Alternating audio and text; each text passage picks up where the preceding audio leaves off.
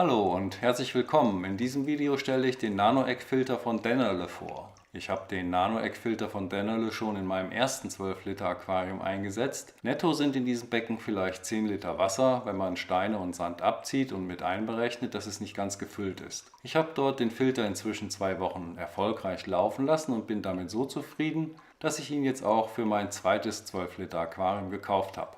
Hier soll er in die linke hintere Ecke und das Aquarium so umwälzen, dass die Nährstoffe überall hinkommen, und natürlich soll er alle Feinpartikel herausfiltern. Ich habe in beiden Becken keinen Tierbesatz, dafür sind sie zu klein, weswegen Biofilterung nicht wichtig bzw. gar nicht gewünscht ist. Wenn der Filter einige Zeit in Betrieb ist, siedeln sich im Vlies allerdings auch Bakterien an. Ich lasse den Filter mit voller Kraft schräg nach vorne strömen und nutze nur den Adapter des Strahlrohrs als verengende Düse, um noch mehr Strömung zu erzeugen. Ich habe jetzt hier einmal den Bodenmulm aufgewirbelt und man sieht, dass sich bei dieser Einstellung die Schwebeteile nach links und rechts im Kreis in Richtung Filter drehen. Leider ist auf dem Rückweg die Wurzel im Weg, so dass sie wieder an die Oberfläche aufsteigen. Wenn Sie aber ein paar Runden gedreht haben, finden Sie irgendwann den Weg an die Filteröffnung und werden angesaugt. Nach spätestens einer Viertelstunde ist das Wasser dann wieder klar. Da ich keine Sauerstoffzufuhr benötige und auch das wenige im Wasser vorhandene CO2 nicht austreiben will, lasse ich den Filter immer mit halb unter Wasser stehendem Ausstrahlrohr laufen. Besser wäre es wahrscheinlich, es ganz unterzutauchen, aber ich bilde mir ein, so den Film auf der Wasseroberfläche, die Kammhaut, möglichst lange zu vermeiden, und ich liebe auch das Plätschern, das dabei ab und zu hören ist. Man sieht jedenfalls, dass der Filter in diesem kleinen Becken ordentlich Strömung macht. Das bringt durch die sich bewegenden Pflanzen ein bisschen Leben in die Bude und erzeugt abends im Dunkeln auch schöne Lichtreflexe.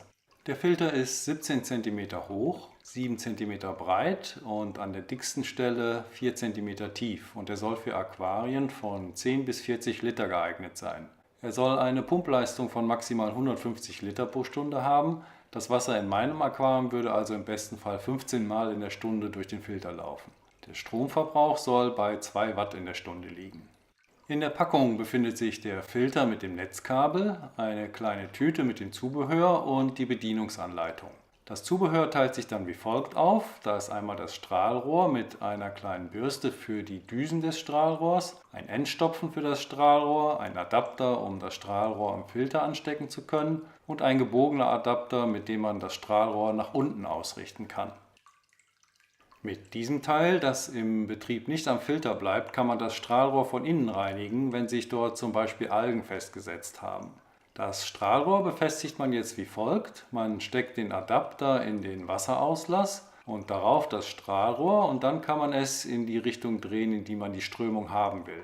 Das funktioniert allerdings nur, wenn man das Endstück einsteckt. Mit dem gebogenen Adapter kann man das Strahlrohr nach unten ausrichten und dann die Strömung in die Richtung erzeugen, in die man sie haben möchte.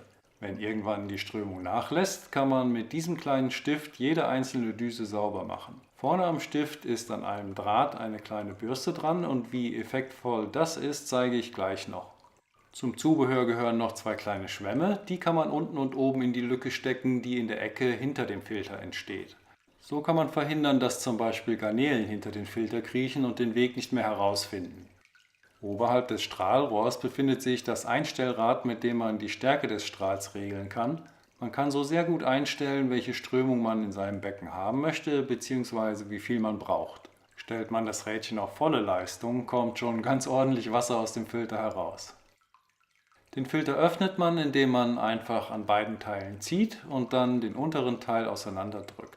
So kommt man an die Filterpatrone, die aus einem Vlies besteht. Dieses kann man, wenn es sich nach einiger Zeit mit Schmutz zugesetzt hat, in Aquariumwasser, das man vorher in einem Eimer gegeben hat, ausdrücken und ein bisschen hin und her schütteln. Man darf aber nicht versuchen, den Schmutz herauszureiben, weil dabei das Vlies verfilzen könnte und dann schneller ausgetauscht werden muss. Ersatzpatronen sind im Einzel- und im günstigeren Dreierpack erhältlich. Unten am Einlauf ist ein grober Filterschwamm vorgeschaltet, der größere Schmutzpartikel auffängt und in den sich Bakterien setzen können. In der Vliespatrone siedeln sich mit der Zeit auch Bakterien an, und man kann noch eine zusätzliche Filterkammer für Biomaterial kaufen. Aber ich habe den Filter extra so gewählt, weil ich ohne Tiere im Aquarium keine Biofilterleistung brauche.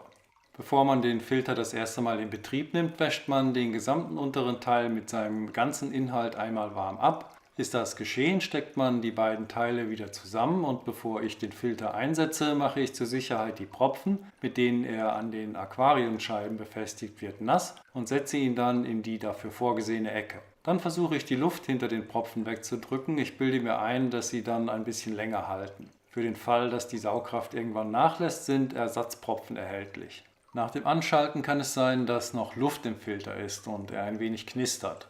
Da kann es helfen, das Strahlrohr einmal kurz zuzuhalten, bis die Luft aus dem Filter entweicht oder ein paar Mal hintereinander aus- und anschalten. Der Filter sollte dann kaum hörbar vor sich hin brummen und einen schönen Strahl produzieren.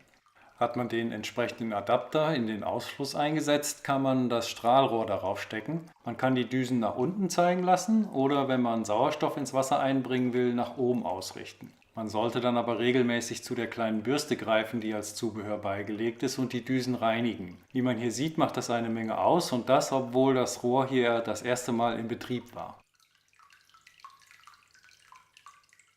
Mit dem gebogenen Adapter kann man das Strahlrohr auch nach unten zeigen lassen. Die Düsen sind dann vertikal angeordnet und erzeugen so auch weiter unten im Aquarium ordentlich Strömung. Es gibt also mehrere Möglichkeiten und man kann sich diejenige aussuchen, die zu den eigenen Bedürfnissen am besten passt. Ich lasse den Strahl auf das Ende des ersten Drittels der Frontscheibe fließen. So entstehen zwei Kreisströmungen, die das Wasser dann wieder zurück zum Filter führen. Wie gesagt, ich bin bisher zufrieden mit dem Filter, sonst hätte ich mir den zweiten nicht gekauft. Ein Link zum Filter, zu seinem größeren Bruder im XL-Format und zu allem Zubehör, wie zum Beispiel die zusätzliche Filterkammer und ein Schutz für Junggarnelen, findet ihr in der Videobeschreibung. Wie er sich im weiteren Verlauf schlägt, zeige ich dann in einem späteren Video. Es lohnt sich also, den Kanal zu abonnieren. Ich sage Tschüss, bis dahin und macht euch mal wieder die Hände nass.